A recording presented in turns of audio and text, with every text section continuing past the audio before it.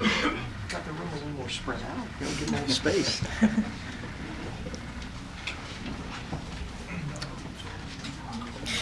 Good morning.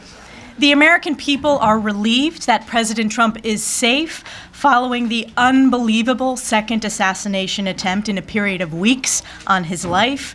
We as House Republicans extend our gratitude to the hardworking law enforcement officers who are working to keep President Trump, his family, and his team safe. However, we have to ask ourselves how this was possibly allowed to happen, not once, but twice. How were there 2 assassination attempts on President Trump in as many months? How were these armed and dangerous individuals allowed to get so close to the former president and current Republican presidential nominee and likely next president of the United States?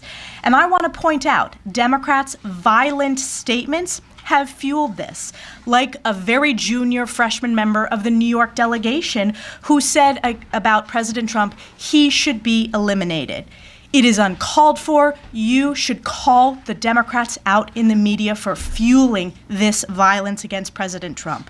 There must be a clear explanation of what happened this weekend in Florida, as well as answers for what happened in Butler, Pennsylvania, and changes must be made to ensure this does not happen again. That's why we're so proud that the Speaker set up that committee and broadened it from not only the investigation into Butler, Pennsylvania, but also what happened this weekend in Florida as well.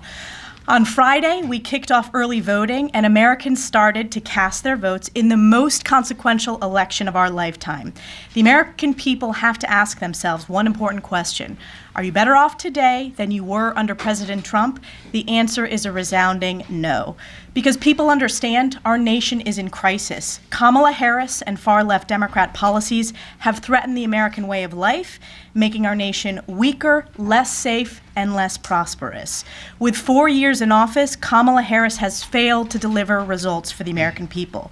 We had the strongest economy in history under President Trump, the most secure border in modern history, and a peace through strength foreign policy that brought global security.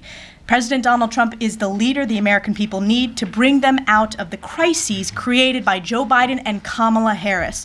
Look at where we are today, the highest rate of inflation in my lifetime. And Kamala Harris was the deciding vote for Joe Biden's Inflation Expansion Act, the most wide open and dangerous border in modern history, in history of our country. That's because Kamala Harris failed as Joe Biden's open borders are. And take a look around the world. You have the catastrophic withdrawal from Afghanistan, where Kamala Harris was the last person in the room with Joe Biden. You have Putin invading Ukraine, and of course the deadly terrorist attack against Israel on October 7th by Hamas. Lastly, since this is a political press conference, I want to touch on the bombshell report from the Associated Press.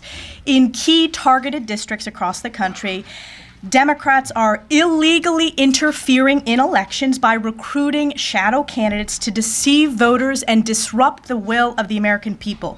These are blatant and unconstitutional attempts to undermine our democracy and election integrity.